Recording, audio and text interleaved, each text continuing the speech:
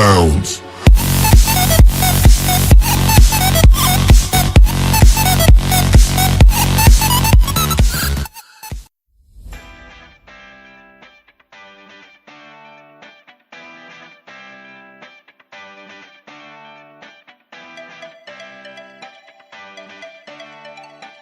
La presente innovación que se describe en este trabajo trata sobre conocer el tipo de motivación, el interés a las expectativas sobre actitudes frente al aprendizaje y sobre todo a la metodología de la enseñanza del cálculo diferencial e integral en alumnos universitarios de los paralelos A y B de la carrera de Economía de la Universidad Técnica Particular de Loja, Ecuador.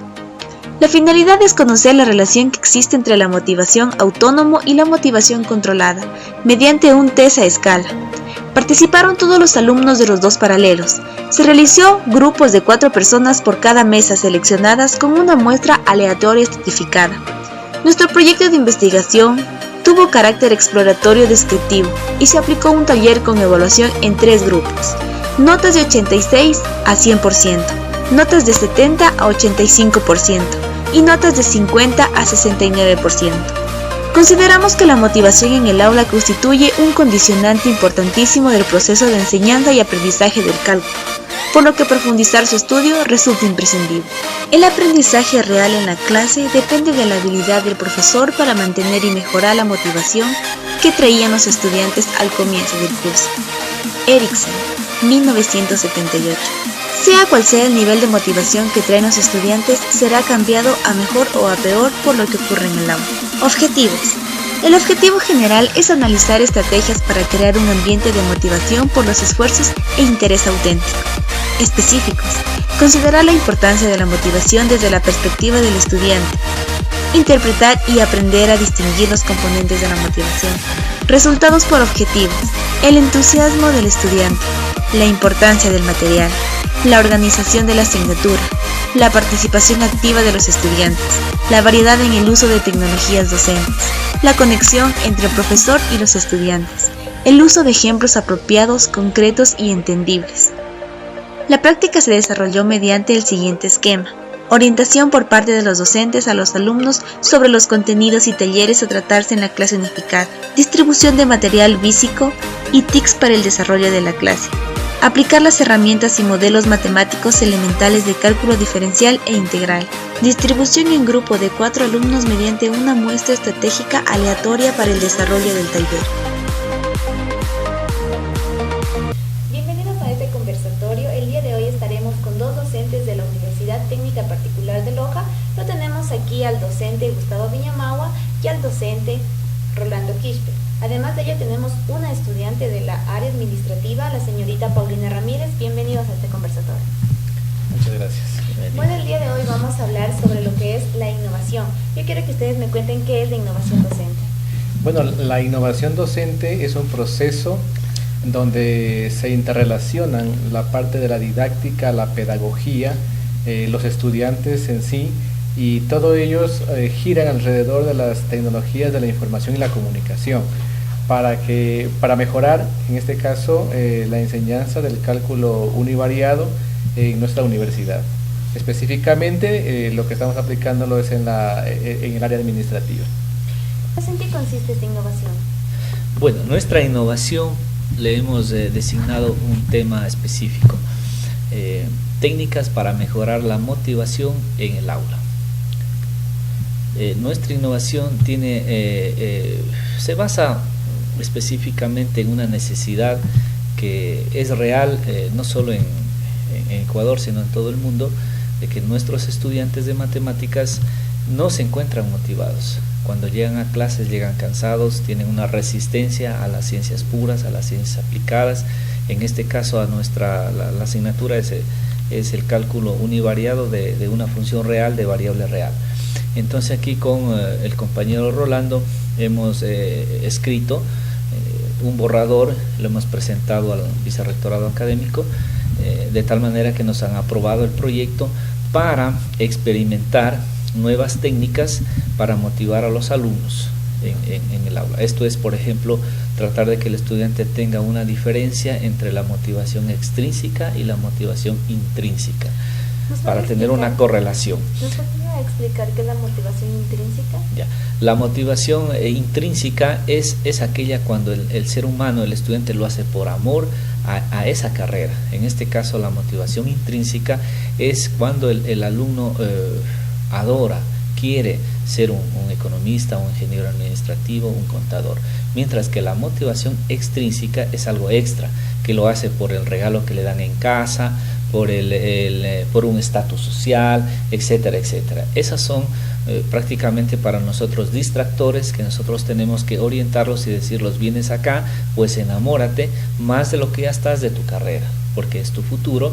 Y ahí hay bastante información, sobre todo en las redes, en congresos, donde hemos tratado de clasificar para proporcionar al estudiante en tiempo real que se motive y pueda ser un ente activo, sea el protagonista en el aula.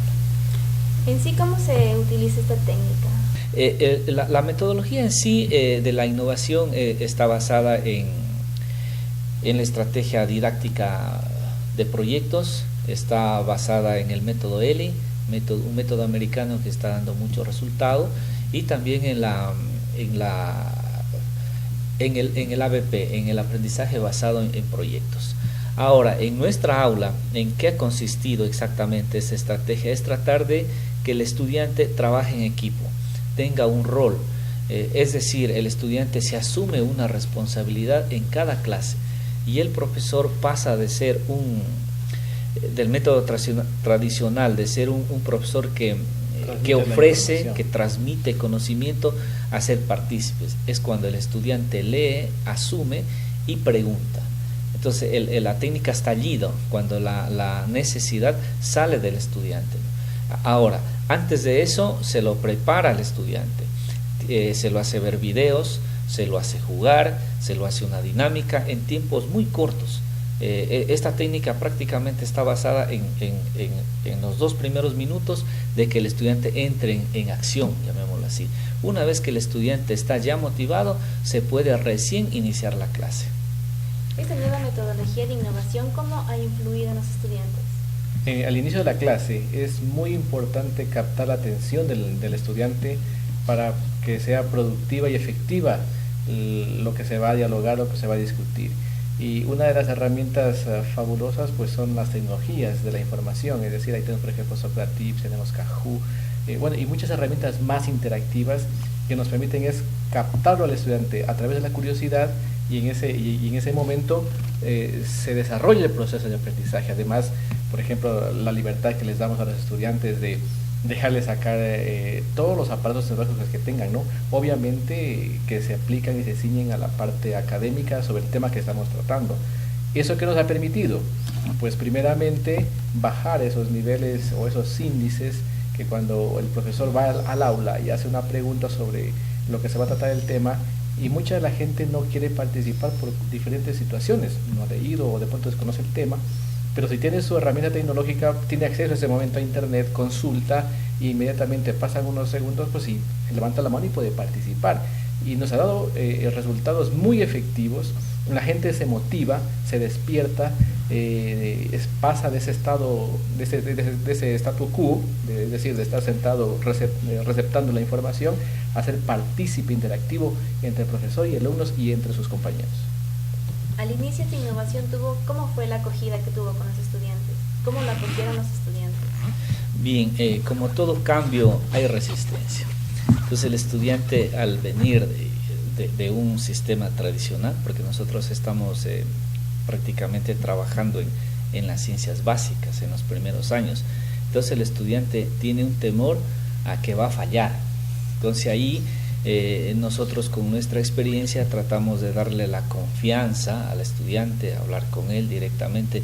No es importante perder 2-3 minutos, lo importante es tratar que el estudiante tenga confianza con el docente. En nuestra innovación vale recalcar que se ha mezclado el método tradicional con el método moderno, llamémoslo así, porque no es bueno los extremos, lo sabemos, en ningún área. Entonces aquí los estudiantes no es que están 100% en las TIC, en las tecnologías, no. En matemáticas el estudiante lo primero que hace es leer, releer y luego captar esos conceptos básicos para luego aplicarlos en la pizarra.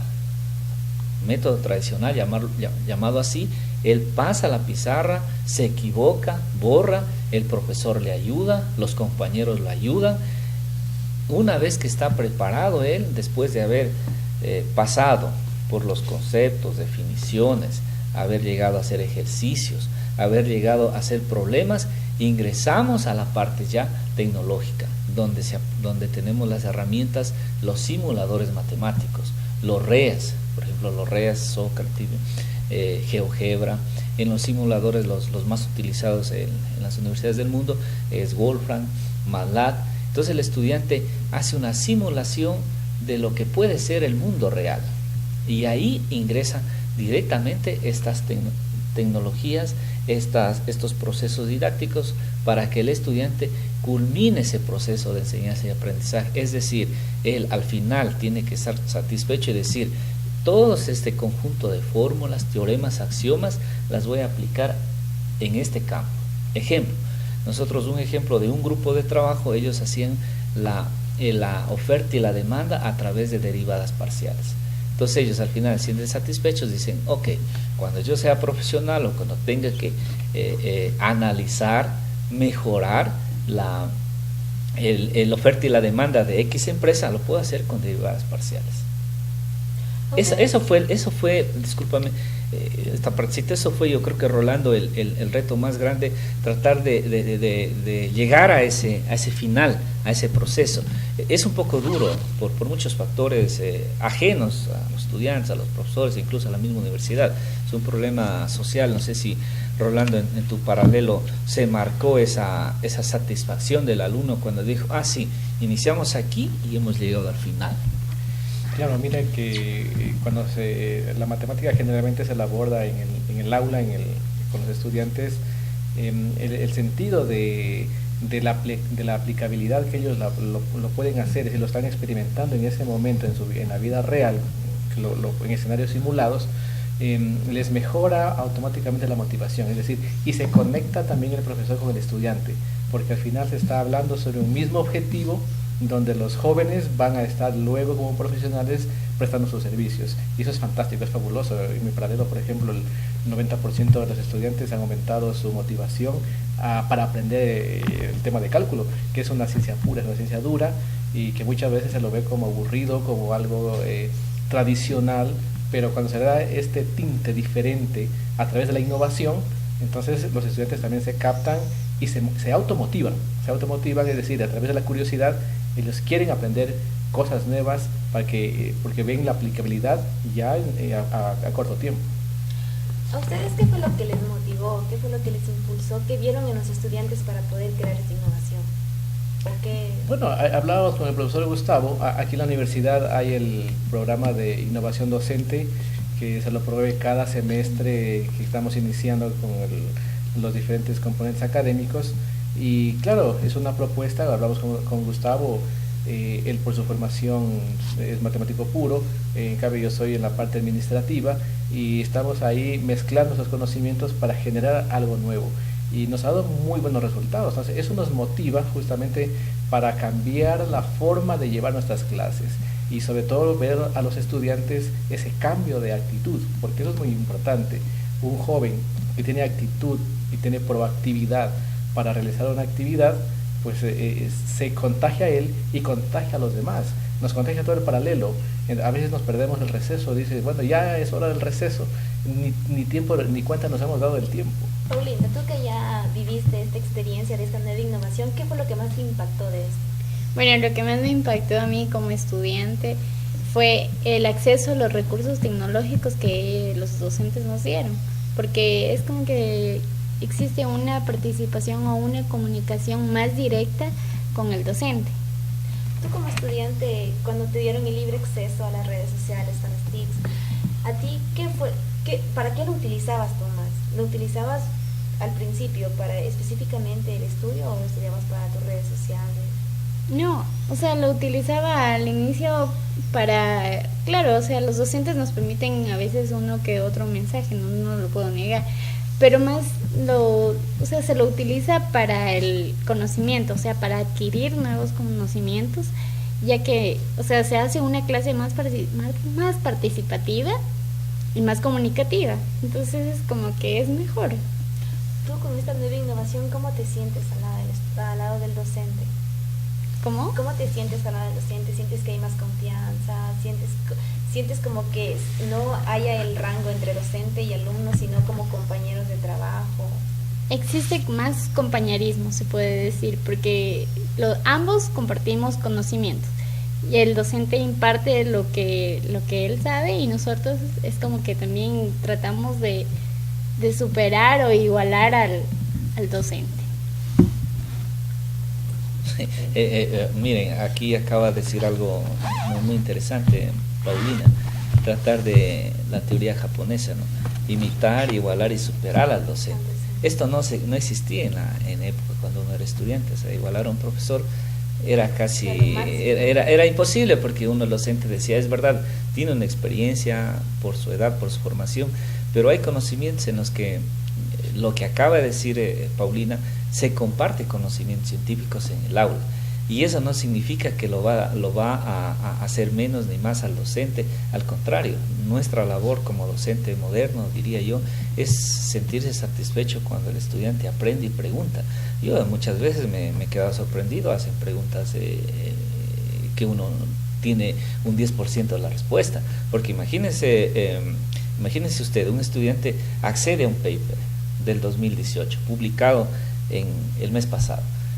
Yo no lo he visto. Es más, es un paper en ciencias administrativas. Él lo lee, ya tiene su conocimiento, lo asume, lo adapta a su necesidad y te pregunta. Entonces uno tiene que estar más que actualizado, tiene que leer y releer. Entonces uno en ese momento, ¿qué es lo que uno hace? Dice, no, mira, momento, déjame ver de qué se trata, con toda confianza del mundo. Y además uno ya no está parado acá en la pizarra. Ya esa fase ya pasó. Ahora estamos todos en ruedos.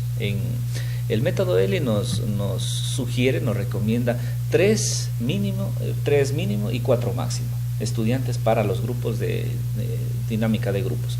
Entonces hay uno, ¿qué es lo que tiene que hacer? Sentarse con un estudiante y ver de dónde ha publicado, dónde lo ha visto, dónde está publicado ese artículo, qué es lo que quiere decir, y al final se enriquece el conocimiento para el alumno, que es el que está formándose, y él obviamente al salir de esa clase salen cansados, no lo digo que no, salen cansados, pero también salen con el conocimiento básico, avanzado, dependiendo de cada alumno, para llegar a sus logros. Paulina, ¿tú consideras que esta metodología debería ser impartida en otros centros educativos, en otras instituciones? Yo considero como estudiante que sí, debería ser impartida y repartida, como bien dice, se podría decir, a otras entidades u otras instituciones educativas, ya que es muy buena, es interactiva, a uno le genera muchos conocimientos. Y a mi parecer sí. ¿Tú cómo te sientes con esta nueva metodología? Yo me siento satisfecha porque es una comunicación directa que se puede obtener con el docente. ¿Esta innovación actualmente está solo en la Universidad Técnica Particular de Loja? Bueno, nosotros estamos aplicándola acá en nuestra institución, ¿no? A nivel global, pues también hay muchos procesos que se están generando acerca de la innovación. Es un punto favorable que se está trabajando para mejorar la enseñanza-aprendizaje con el estudiante. Entonces cada universidad innova, lo hace en cada ciclo académico, y particularmente pues acá en nuestra universidad lo hacemos cada ciclo a través de este programa de innovación docente. ¿Ustedes qué sugerencias dan a los demás docentes, o algunas sugerencias sobre este método? Es un reto para el docente cambiar la estrategia, cambiar las formas de ver. Estamos en un mundo donde la velocidad nos marca, y a los estudiantes pues hay que inyectarles también ese nuevo conocimiento, esa nueva forma de trabajar en equipo, trabajar utilizando las tecnologías. Entonces se recomienda, por ejemplo, a los demás profesores pues den ese giro, abrirse las puertas para trabajar de una forma distinta entre profesor y estudiante. No sé si Gustavo quieres aportar algo. Digamos, uno de los potenciales, uno de los pilares fundamentales que tiene la Universidad Técnica es la formación que da a sus profesores, la salida a congresos y la oportunidad de experimentar en las aulas. Son 3 cosas muy interesantes Entonces uno como docente aprovecha, ¿no? Los proyectos a través del vicerrectorado académico, que son los proyectos de innovación docente, la formación que nos dan 2 veces al año, sobre todo en pedagogía, en procesos de enseñanza y aprendizaje, métodos ya probados en